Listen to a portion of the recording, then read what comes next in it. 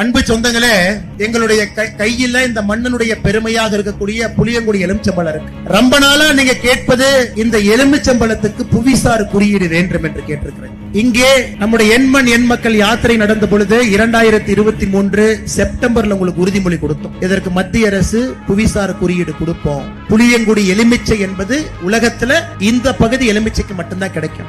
April முதல் வாரத்திலே அறிவிப்பு வர இருக்கிறதுங்க ஐயா.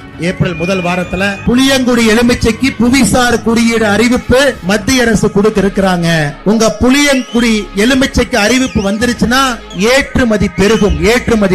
இங்க இருக்கக்கூடிய விவசாய பெருமக்களுக்கு ஒரு பெரும் வரப்பிரசாதமாக இருக்கும் என்கின்ற ஒரு நம்பிக்கையூட்டக்கூடிய வார்த்தைகளுக்கும் இங்க இருக்கக்கூடிய பெருமக்களுக்கு அன்போடு இந்த நேரத்தில் தெரிவித்துக் கொள்கின்றோம். மண் சார்ந்த சிறப்பம்சங்கள் குணாதிசயங்கள் கொண்டுள்ள பொருட்களுக்கு வழங்கப்படும் ஒரு அங்கீகாரம் தான் இந்த புவிசார் குறியீடு. அண்மையில பண்ருட்டி பலாப்பழம், பண்ருட்டி முந்திரி, புளியங்குடி எலுமிச்சை பழம், விருதுநகர் சம்பாவத்தல், செட்டிக்குளம் சின்ன வெங்காயம் மற்றும் ராம்நாடு சித்திரைக்கார அரிசி ஆகிய பொருட்களுக்கு புவிசார் குறியீடு என்பது வழங்கப்பட்டிருக்கிறது. இந்திய அளவில் முதல் மாநிலமாக உத்தரப்பிரதேசம் 79 பொருட்கள் புவிசார் குறியீடு நிலையில இரண்டாவது அதிகப்படியான மாநிலமாக தமிழ்நாடு 69 பொருட்களுடன் இரண்டாவது இடத்தை எட்டியிருக்கிறது.